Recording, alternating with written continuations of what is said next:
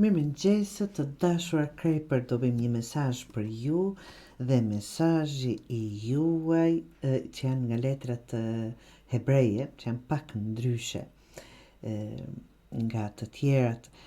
Të dashur, jep mesazhin apo vjen me mesazhin mos u kap fort pas gjërave, çfarë do lloj gjeten ato, e kaluara, person, situata, gjëra materiale.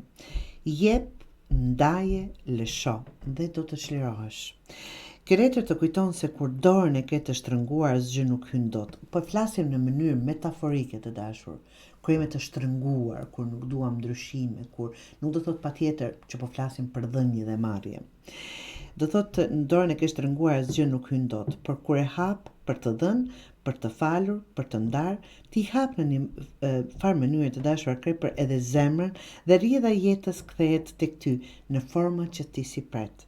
Pra, lësho kontrollin, jep me besim gjëra që të duhen të jetë tuat do të kthehen vetë pa patur nevojë për ndonjë kontroll të madh. Do thotë mos u kapni fort pas gjërave apo pas ndonjë kontrolli, çfarëdo që të jetë.